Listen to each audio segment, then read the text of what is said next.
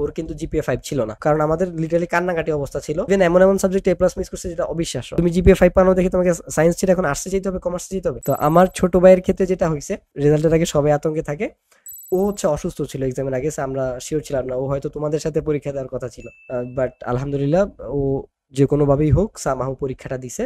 ওর কিন্তু জিপিএ 5 ছিল না এসএসসি তে। যেমন আমার ছোট ভাই যখন রেজাল্ট আমি পাই, আমি তখন একটা স্টুডেন্টের বাসায়, আমি এইচএসসির একটা স্টুডেন্টের বাসায়, ওর ছোট বোনও এসএসসি আমার ছোট ভাইয়ের সাথে ছিল। তো আমি যখন আমার ছোট ভাইয়ের রেজাল্ট শুনি, আমারও মন খারাপ হয়েছে যে ও 5 পায় নাই। এটা একটু, আমি বলবো না যে ওর উপর আমাদের খুব বেশি এক্সপেকটেশন ছিল, যে টাইপের স্টুডেন্ট ছিল। সেখান থেকে ইভেন এমন এমন সাবজেক্ট এ প্লাস মিস করছে যেটা অবিশ্বাস্য, ঠিক আছে? যেমন কেমিস্ট্রিতে এটা মানাই যায় না। ও চাইলে তোমরা ধরে কেমিস্ট্রি পড়াইতেও পারবে এসএসসি তে, ঠিক আছে? বাট ও পাবেন এটা আমি জানি না কি হয়েছে। বাট পরে আমরা এটা বুঝতে পারছি যে যাই হোক, কারণ আমাদের লিটারালি কান্নাকাটি অবস্থা ছিল। ও যখন অসুস্থ হয়, আমার এমনও মনে আছে যে আমি লিটারালি কান্না করতেছিলাম ব্রাশ করতে করতে। ওর কিডনি রিলেটেড একটা প্রবলেম, মানে সিভিয়ার প্রবলেমেরই আরো একটা প্রবলেম ছিল, যেটা তো আসলে শেয়ার করতে পারবো না।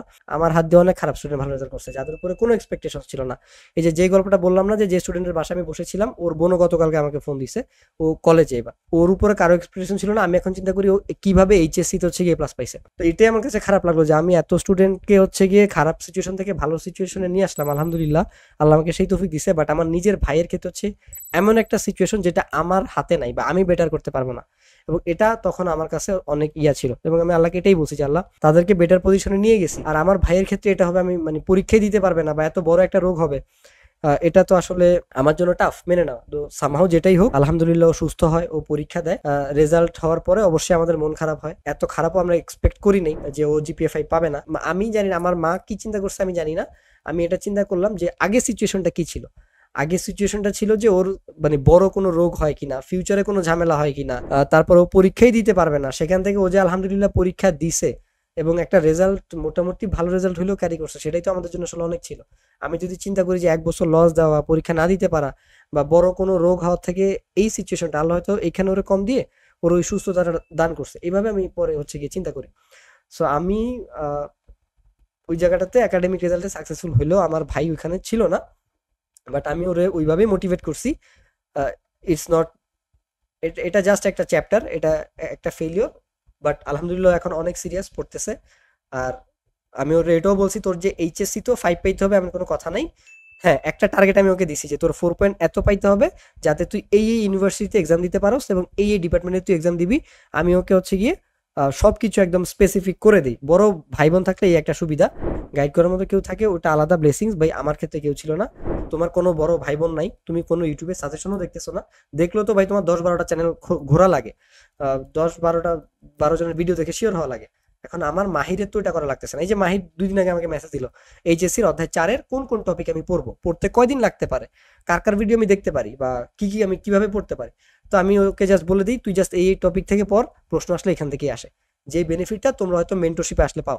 তো এসএসসিতে মেন্টরশিপে ছিল, আমি তোমাদেরকে বলে দিছি না কি কি করতে হবে। আবার যাদের সাথে সরাসরি কথা বলার প্রয়োজন হয়েছে কথা বলছি না। সো মাহির বেসিক্যালি ওই ফায়দাটাই পায়, ছোট ভাই থেকে ফ্রিতে পায়, তোমাদের মতো পয়সা দিয়ে আসা লাগে না। পড়া যতটুকু বাকি আছে ও হচ্ছে অতটুকু জেনে নেয় যে এই চ্যাপ্টারটা আমার পরীক্ষায় আছে, ভালো পারি না, কি কি পড়বো বলে দাও।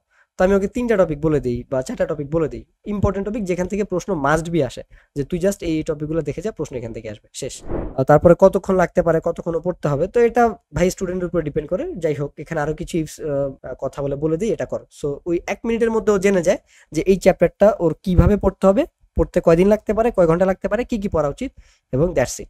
সো এটা হচ্ছে বড় ভাই বোন থাকার একটা সুবিধা, বা ফ্যামিলিতে যদি কেউ গাইড করার মতো থাকে। সো এই জন্য ও যে 4 পয়েন্ট, মানে কেউ জিপিএ 5 পায় নাই বা পাবে না এই জন্য লাইফ শেষ, জীবন শেষ, জীবন এখানে থেমে যাবে, বিষয়টা এরকম না। যেমন ওকে, আমার ক্ষেত্রে এটা হইলে আমার অবস্থা খারাপ হয়ে যেত, যে ধরো আমি জিপিএ 5 মিস করছি। ওই যে চিন্তা করো, আমি জিপিএ 5 পাইছি, তাও আমার মা হ্যাপি না। আর আমার ছোট ভাই 4.50 পাইছে, and she doesn't care that much. কেন? বিকজ আমরা এখন জানি যে রেজাল্ট আসলে ওরকম ম্যাটার করে না। বা এক জায়গায় জিপিএ 5 মিস মানেই যে একদম লাইফ শেষ হয়ে গেছে বা জীবন থেমে গেছে, যে ওইভাবে আমার ক্ষেত্রে হইলে যেটা অবস্থা খারাপ হয়ে যেত, আমার ছোট ভাই ওই ক্ষেত্রে আসলে মোটিভেটেড হইছে। ডিমোটিভেটেড আমরা ওকে হইতে দেইনি, আমিও না, আমার মাও না। সো আমার মাহিরের ক্ষেত্রে হচ্ছে এই জিনিসটা হয় নাই, আমি মা দুজনেই মোটিভেট করছি। ইভেন ও এই রেজাল্ট নিয়েও ফিউচারে ভালো জায়গায় যাইতে পারে কিনা, যে ধরো ও আমার ছোট ভাইয়ের রেজাল্ট 4.50 বা এরকম 50 থেকে 60 মধ্যে এরকম, স্টিল আমি জানি যে এইচএসসিতেও যদি ওর 5 পাইতে হবে, বিষয়টা তা না। কিন্তু আমি তো আমার অবশ্যই চাইবো আমার ছোট ভাই 5 পাক। তো ওই জায়গাটাতে আমি ওকে বলছি যে অ্যাটলিস্ট মিনিমাম এই জিপিএটা মেনটেন করো, তাহলে তুমি এই ভার্সিটিতে এই জায়গায় পরীক্ষা দিতে পারবা, এবং এগুলোর সাবজেক্ট যথেষ্ট ভালো। তোমার জিপিএ 5 এর দিকে ফোকাস, তুমি টার্গেট রাখো, পাইলে পাইলে না পাইলে নাই, কিন্তু মিনিমাম তোমাকে এটা পাইতেই হবে। সো এই জিনিসটা যে আমি ওকে বলে দিলাম, এটা যে মেন্টালি কত বড় রিলিফ ওর জন্য, যার মাথায় প্রেশার আছে যে পাইতে হবে পাইতে হবে। আর এইচএসসি লাইফে তোমাদের জন্য ভয়াবহ একটা স্ট্রাগল যাবে, যেটা আমি আলাদা ভিডিওতে কথাবার্তা বলবো। এসএসসি এইচএসসি আকাশ পাতাল পার্থক্য ভাই, কোনোভাবেই তুমি মিলাইতে পারো না। পড়াশোনার দিক থেকে, লাইফস্টাইলের দিক থেকে, তুমি যেভাবে চিন্তা করতা স্কুল লাইফে, তুমি ওইভাবে চিন্তা করবা না। কলেজ লাইফে তোমার চিন্তা চেঞ্জ হয়ে যাবে, নতুন ফ্রেন্ডস পাবা, নতুন এনভায়রনমেন্ট পাবা, ওইভাবে ইনফ্লুয়েন্সড হবা। সো ইটস আ ডিফারেন্ট ছোট ভাইটা এই জন্যই বলা, যাদের রেজাল্ট খারাপ হলে ডিমোটিভেটেড না হও। এক্ষেত্রে আসলে ফ্যামিলিতে এমন কেউ থাকা লাগে যে জিনিসটা বুঝে যে এখানে আসলে কোন কোন ভুলগুলো আমরা করছিলাম। আমার ছোট ভাইয়ের ক্ষেত্রেও আমরা এটা ধরতে পারছি যে ওকে আমরা আরো কিভাবে গাইড করতে পারতাম। তো এখান থেকে আসলে ডিফিকাল্ট টাইমে আমাদেরকে আপসেট বাই মানে অবশ্যই হইতে হয়। তুমি খারাপ রেজাল্ট করছো, তুমি খারাপ ফিল করবা না এটা, বা তোমার লাইফে একটা টাফ সিচুয়েশন আসছে, তুমি মন খারাপ করবা না, এটা তো অবিশ্বাস্য, তাই না? বা এটা নর্মাল কোনো কিছু না। অবশ্যই করবা, বাট একদমই ভেঙে পড়া যাবে না, বা এটাকে খুব সিরিয়াসলি নেওয়া যাবে না। অবশ্যই তোমাকে কনফিডেন্ট থাকতে হবে, মোটিভেটেড থাকতে হবে, এবং এখানে মানে ডিফিকাল্ট টাইমে এরকম একটা কথাই আছে যে ডিফিকাল্ট টাইম বা difficult situation don't kill us, it show us the right path, right direction, যে আমরা আগে কোন কোন জায়গায় ভুলগুলো করছিলাম, কিভাবে পড়লে ভালো করতে পারতাম, বা কি কাজগুলো করলে ভালো করতে পারতাম, কোন জায়গায় ভুলগুলো করছি, সামনে এগুলো করা যাবে না। তো এই জিনিসগুলো সম্পর্কে আমাদেরকে একটা রাইট ডিরেকশন দেয়। যদি তুমি ভুল থেকে শিক্ষা নিতে পারো এবং সেই হিসেবে সেটা শুধরে নাও, কনগ্রেচুলেশনস। আর যদি ভুল রিপিট, এটাই বেশি হয় আসলে, ভুল পোলাপেন রিপিট করে, ঠিক আছে? আমি জানি না এটা কেন, যেখানে শিক্ষা নেওয়া উচিত। যেমন আলহামদুলিল্লাহ সোফার আমরা যেটা দেখতেছি, আমার ছোট ভাই হি লার্ন হিজ লেসন। সো তোমাদের ক্ষেত্রে আমি সেটাই মনে করি, যারা খারাপ রেজাল্ট করবা বা 5 মিস করে মনে করবা যে সব শেষ, এটা না মনে করে তোমাদের আসলে কোন জায়গায় ভুলগুলো করছো, কেন পাও নাই, এইচএসসি তে সেটা যাতে রিপিট না করো, এটার দিকে ফোকাস করা উচিত। বা সামনে কিভাবে ভালো করতে পারো সেটার দিকে ফোকাস করা উচিত। বা এসএসসি তে এই রেজাল্ট নিয়েও তুমি আসলে কিভাবে, এটা আসলে যেটা আমি বললাম যে আমি বুঝি দেখে আমি আমার ছোট ভাইকে ওইভাবে বুঝাইতে পারছি, আমার মাকে ওইভাবে কনভিন্স করতে পারছি যে মা স্টিল ও ভালো করতে পারবো যদি এইচএসসি তেও এই রেজাল্ট করে, বা আমি ওকে এখানে এখানে হচ্ছে কি কিভাবে ও ভালো বিশ্ববিদ্যালয়ে চান্স পাইতে পারে, ওরে আমরা কোন দিকে দিব, সবকিছু প্ল্যান করা আছে। আমার ক্ষেত্রে এগুলো কিচ্ছু ছিল না, ঠিক আছে? আলটিমেটলি ভিকটিম আমি হয়েছি, কারণ আমাকে গাইড করার মতো কেউ ছিল না। বাট আমি তো চাইবো না আমার ছোট ভাইয়ের ক্ষেত্রে সেটা হোক। তো এই ক্ষেত্রে তোমাদের আসলে ফ্যামিলির, আমি চাই তোমরা এই ভিডিওটার এই অংশটা স্পেশালি বাবা মাকে দেখাও, যে ফ্যামিলির মানুষজনকে এই জায়গাটাতে আসলে এটা একটা খুব বাজে জিনিস যে আমাদের লাইফের টাফ মোমেন্টে, যেখানে আমাদের হচ্ছে গিয়ে বাবা মাকে সবার আগে দরকার, বা ফ্যামিলি সবার আগে পাশে থাকা দরকার, ওই টাইমে হচ্ছে ফ্যামিলি সবার আগে দূরে সরে যায়, সবার আগে কথা শোনায়। ইট হার্টস, বাট কিছু করার নেই। সব জায়গায় এরকম, সব জায়গায় এরকম। আর এটা দোষ তুমি তাদেরকেও দিতে পারো না, তারা তোমার পেছনে পরিশ্রম করছে, সবভাবেই স্যাক্রিফাইস করছে, এবং তোমার উপরে তাদের একটা এক্সপেকটেশনস ছিল, তুমি কোনো না কোনোভাবে সেই এক্সপেকটেশনসটা মিট আপ করতে পারো নাই, এই জন্য তারা হার্ট হয়েছে। তো তাদের কথায় মন খারাপ না করে তোমার তাদের জন্য মন খারাপ করা উচিত, তোমার বাবা মার জন্য, যে কোনো না কোনোভাবে তুমি তাদেরকে হার্ট করছো, এবং এখান থেকে তোমার মোটিভেশন নেওয়া উচিত। আমার কমার্সের যে ফ্রেন্ডের কথাটা বললাম না, ও কিন্তু 8-এ জিপিএ 5 পায় নাই, 5-এ 5+ পাওয়ার পরে বাপ মা মোবাইল কিনে দিছে, হিউজ টাকা পয়সা দিত, ও উড়াইতো, সঙ্গ দোষেও খারাপ হয়ে গেছিল। 8-এ যখন দেখছে যে আঙ্কেল আন্টি দুজনেই কান্নাকাটি করতেছে ওর এই 8-এর রেজাল্টের পরে, ও ওইটা নিতে পারে নাই। ওই ফ্রেন্ডও কিন্তু বাবা মার ওই কান্না দেখেই মোটামুটি মোটিভেটেড হয়, দেন ও কমার্স থেকেই এসএসসি তে বোর্ডে স্ট্যান্ড করে। এইচএসসি তেও কমার্সেই ছিল, কিন্তু নটরডেমে ছিল আমার সাথে। তো বেসিক্যালি আমার স্কুল ফ্রেন্ড, কলেজ ফ্রেন্ড দুইটাই। ও এসএসসি তেও টপ করে, বৃত্তি পায়, ও এইচএসসি তেও টপ করে। তো তোমাদেরকে আমি বেসিক্যালি যেটা বলতে চাচ্ছি যে এই অংশটা বাবা মাকে দেখায়ও, তোমাদের পাশে থাকার জন্য, বোঝানোর জন্য। আর তোমাদেরকেও এটা বোঝা উচিত যে তাদের এক্সপেকটেশন তুমি মিট আপ করতে পারো নাই, তুমি তাদেরকে হার্ট করছো। তোমার উচিত এবং তাদের উচিত কোন জায়গায় তোমরা তোমাদের জায়গা থেকে ভুলগুলো করছিলা সেগুলা শুধরানো। এবং খুবই ভালো হয় যদি এই রেজাল্ট নিয়েও তুমি আসলে ভালো কিছু করতে পারো কিনা, এই এই গাইডলাইনটা, বা কি করতে পারো, কি করলে ভালো হয়, কোন দিকে গেলে ভালো হয়, আদৌ সায়েন্স নেওয়া উচিত কিনা এইচএসসি তে। যেমন আমার ছোট ভাইয়ের ক্ষেত্রে আমি মোটামুটি দোতানা ছিলাম যে ওর এই রেজাল্ট নিয়ে এইচএসসি তে আমি ওর সায়েন্সে পড়াবো কিনা। আমার মাও একটা কনফিউশনে ছিল যে ও আমার ছোট ভাই এই রেজাল্ট করলো, ওকে কি আমরা সায়েন্সে পড়াবো? রেজাল্ট দিয়ে তো কোনো কলেজ পাবে না, আলহামদুলিল্লাহ সরকারি কলেজই পাইছে। আমি ওর সাথে কমিউনিকেট করছি যে তুই কি চাস। ও ও আমাকে ডিরেক্টলি বলছে যে আমি সায়েন্সেই থাকবো, আমার সায়েন্স পড়তে ভালো লাগে, আমি সায়েন্সেই থাকবো, কারণ রেজাল্ট যেটা হয়েছে এটা ওর অসুস্থতার জন্য, এবং কিছু ভুল অবশ্যই আমাদের ছিল, ওরও ছিল আমাদেরও ছিল। আর আমি তো দূরে দূরে ছিলাম, ও যেহেতু আমরা ঢাকায় থাকি, আমার ছোটবেলা থেকে ঢাকায় বড় হওয়া, বাট এখন সিলেটে চান্স পাওয়ার কারণে সাস্টে, তো এখন এখানে হচ্ছে আমার 2-3 বছর ধরে থাকা হচ্ছে। তো আমি দূরে দূরে ছিলাম, আমি অনলাইনে ওইভাবে ওকে পড়াইতে পারি নাই। আহ, অনেকবারই আমি নিজের কাজ নিয়ে বিজি থাকতাম, নিজের পড়াশোনা নিয়ে বিজি থাকতাম। তো ওর সাথে আমি ডিরেক্ট কমিউনিকেট করি যে তুই কি চাস, তুই কি সায়েন্স পড়বি কিনা, তুই শিওর তো তুই পারবি? ও বলছে ও শিওর। আলহামদুলিল্লাহ, she is doing so, I mean he is doing well. ঠিক আছে, হি ইজ ডুইং ওয়েল। ও সিরিয়াস হয়েছে আগের থেকে, মাশাল্লাহ অনেক বেশি সিরিয়াস। ও নিজেরটা নিজে করতেছে। আগে আমরা কান্নাকাটি করেও পড়াইতে বসতে পারতাম না, এখন ওরে যদি কোনো কাজ করাইতে চাই পড়ার বাইরে, ও আমাদেরকে পাল্টা ধমক দেয়। So it's a huge staff, unbelievable seriously. আরো কিছু জিনিস আছে যেগুলো আমি বলতে চাই না, ও রেজাল্টটা বের করুক ইনশাল্লাহ, তখন ওর গল্প শুনবো, যেটা আমি দেখি and অবাক হই যে আগে কি ছিল এখন কি হয়েছে।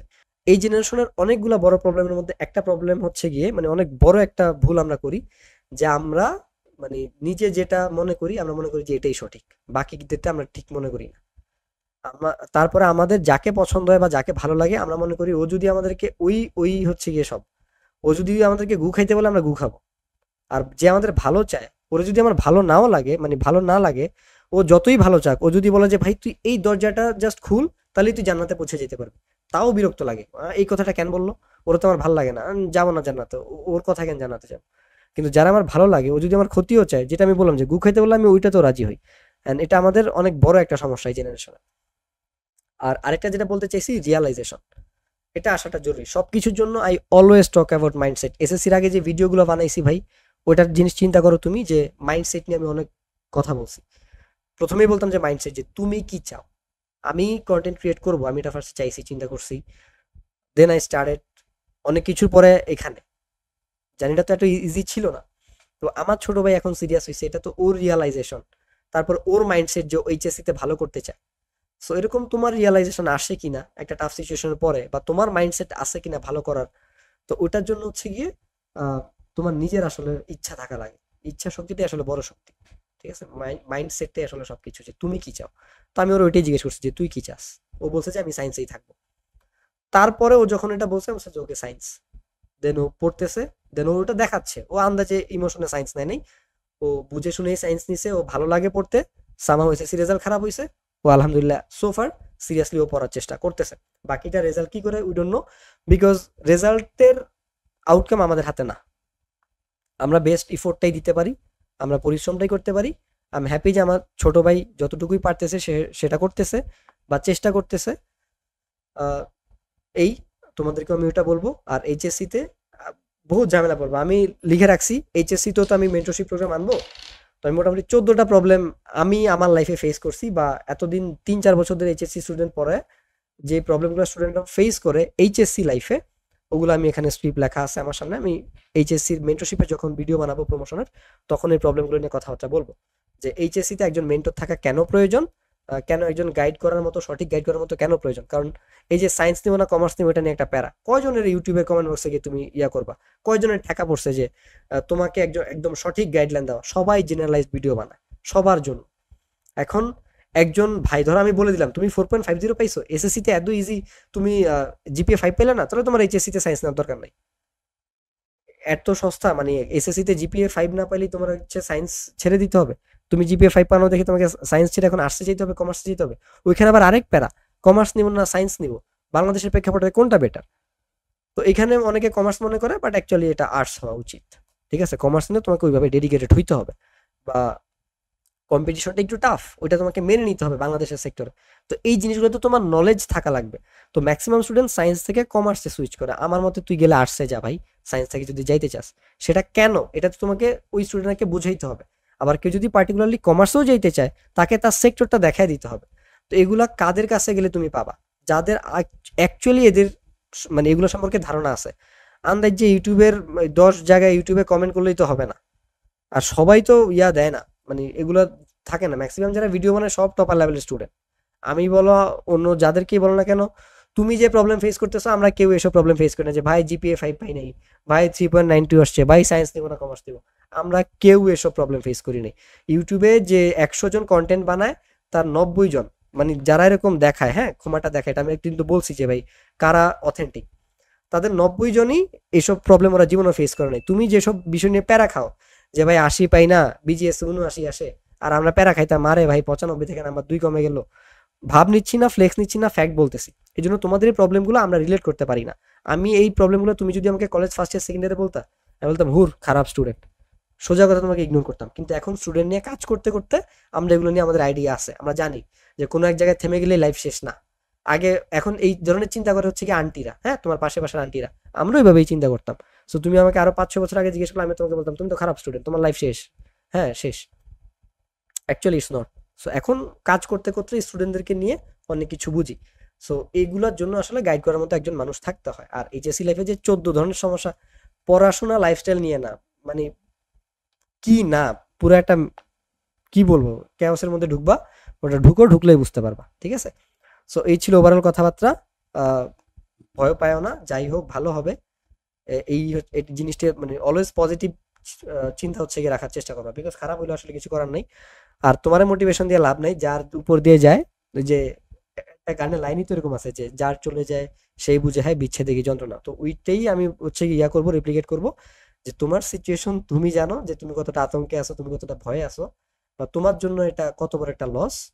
তোমার থেকে খারাপ কারো বেশি লাগবে না। যেমন প্লেয়াররা যখন ম্যাচ হেরে যায়, দর্শক হিসেবে, ফ্যান হিসেবে আমাদের খারাপ লাগে, বাট ওদের থেকে খারাপ কারো লাগে না। ওরা ওইটার জন্য পরিশ্রম করছে, ট্রেনিং করছে, দেন ওরা ম্যাচ হেরে গেছে। আহ, ওদেরই সবচেয়ে বেশি খারাপ লাগে, যেটা আমরা হয়তো বুঝতে পারি না। 2-3টা গালি দিয়ে দিই আমরা, তো 2-3টা গালি দিয়ে শেষ, আরে এই চারটা মারতে পারলো না, এই ক্যাচটা ধরতে পারলো না।